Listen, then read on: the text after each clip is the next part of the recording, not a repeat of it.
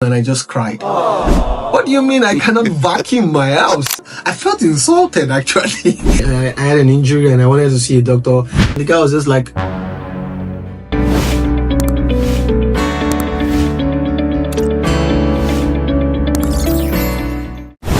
I've been in Germany for quite some time now, and I wish that there were some things that I knew before I came to this country.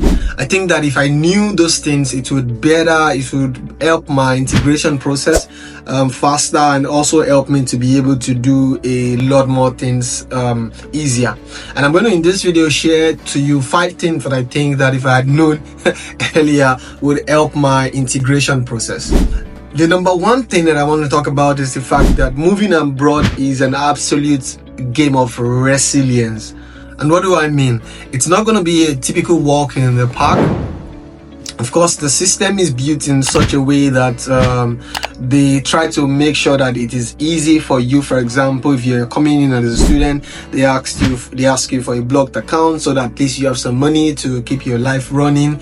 But I think beyond that, there's also the mental aspect. There's the fact that you're leaving your friends and your family and your sort of terrain that you are very familiar with to a completely unknown place, and that also takes a toll on you. I have friends in different parts of the world where now they are doing much better. They have families, they have friends, but you could actually see that when they tell you the story of how they came to be, it wasn't easy at all. I remember one time I was a student and I went to do this job on a weekend, on a Saturday, and then I came back home and I just sat in my room and I just cried. And I just felt like the whole world was crumbling down on my shoulder, and I had a lot to do. I had to worry about paying my bills for the first time. I also had to worry about making sure that I succeed in my academics, and that day I just felt like I was really at my breaking point. And I feel like it is at that point that a lot of people would just pack their bags and go back home. I saw a friend who told me something. I was very close to actually going back home because I had a job, leaving my country. I had a job, and then I moved to Germany, and it seems like I just want to start from scratch. So if you're just moving in, or if I knew that, I think I would have been better prepared, because traveling abroad, leaving your comfort zone, leaving your home, and then going to a new country is a complete game of resilience. And you have to be strong mentally, which is the big part. You have to be strong also physically, and also just know that when the going gets tough, the tough gets going, sort of, if there's anything like that. But you have to know that it's an absolute game of resilience to then build family, friends. Now I have a lot of people around me, and things are not as bad as it was then. But yeah, it's an absolute game of resilience that you should be thinking about. The second thing that I found interesting in Germany that is weird for me is the Ruhezeit. Basically the quiet period that they say, like specific times of the day when you cannot make noise in your own house. Okay. You cannot go drop the garbage into the dustbin outside. You cannot just do anything that disturbs your neighbor, which is quite interesting when I think about it. Where I am from, we bring out this mortar and pestle on a Sunday evening or Sunday afternoon. We start to pound yam, and it's like boo, boo, boo, and everybody's just like, oh, they're having fun, and nobody cares. But yeah, if you make noise, then you get a knock on your door to say, hey, you're disturbing me, or you get the police to come to your house. I find that completely interesting. Like, what do you mean I cannot vacuum my house? It's my house. What do you mean I cannot do something that makes noise in my around me? I think I find that quite interesting. It was an absolute shock for me. I was really never ready for that I'm doing something in my own place and then it's disturbing you. But I think that that's sort of the reality that we all have to come to. But it was an absolute shock. But I think when you think about it, it actually makes sense, because a lot of the walls are found in Germany are sort of thin, and it also teaches you to be considerate. So when you make noise or you put on the music in your house, or the TV is very loud in your house, then you can easily quickly and disturb your neighbor. And when you do that, of course, it's not nice for them. Maybe they want to sleep and they want to go to work very early the next morning. I think they are a little bit lenient towards babies, because I mean, you can't just control when a baby cries. But aside from that, if you're an adult, you should be able to control that. But it was just an absolute shock for me. The number 3 thing that I wish I knew before I came to Germany was becoming friends with Germans is not just by word of mouth. And this is what I mean.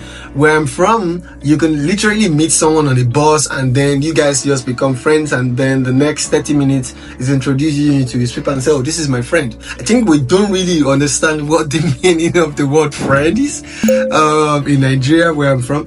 But in Germany, people actually take those words very serious. I had a situation when I was doing my master's, and I was introduced to this guy, and we would just, have lunch together, do our assignments together, do things together.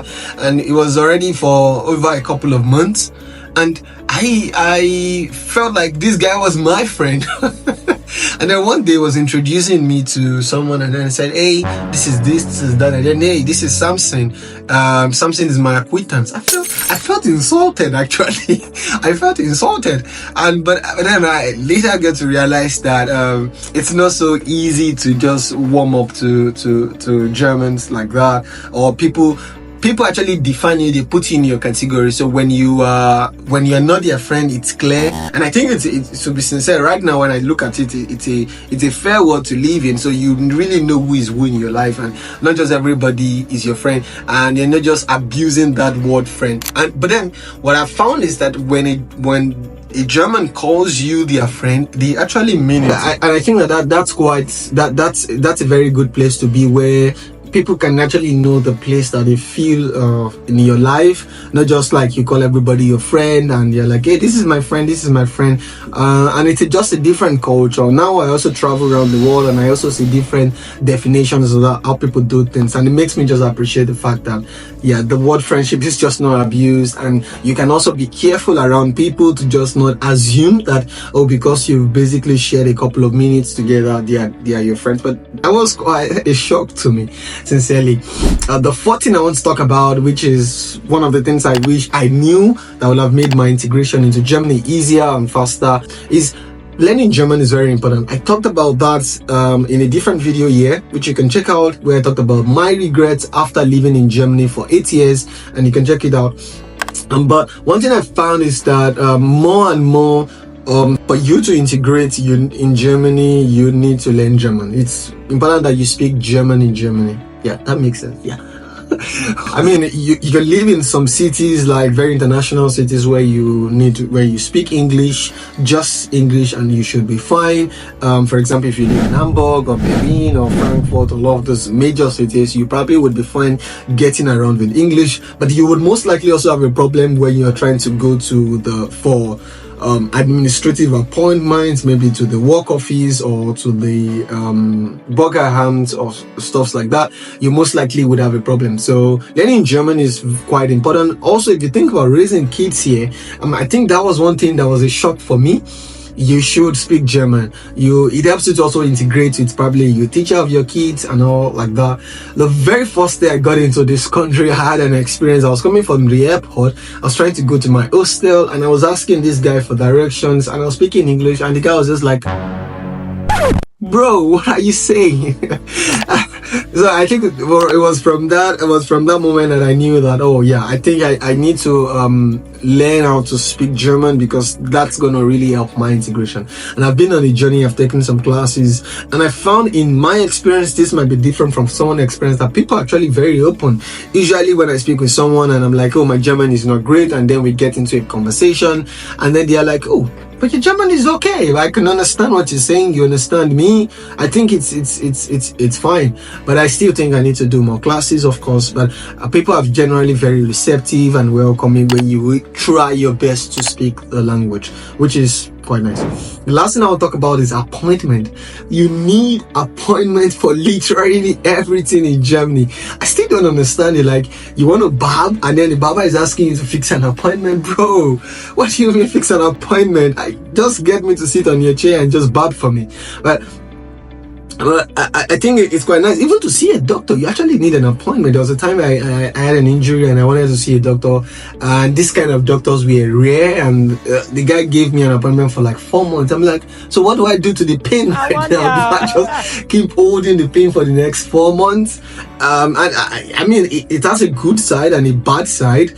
For example, even if you want to buy some chairs and furnitures into your home, you might have to wait. I mean, for good ones, you might have to wait for up to like 7 weeks and 8 weeks. Of course, that gives you some sort of arrangement into your schedule and plan, which I think Germans and everybody who lives in Germany like to do, like have a plan. By next year we know this month to this month we go on holidays, we book our flight ticket, everything is prim and proper and well arranged, so you cannot just jump on people's schedules, which is quite understandable. But I really didn't expect it to be that extreme where you literally have to fix appointment for everything, literally everything. To get internet in your house, you need an appointment. To get something fixed in your house, you need an appointment. To buy this, to buy that, like appointment. Why? But that was for me quite interesting. If you're watching this from anywhere in the world and there were anything that also was a surprise to you moving there, please share them in the comment section and I'll be looking forward to read through them. Thank you for watching this video. Subscribe and I will see you in the next one. Bye.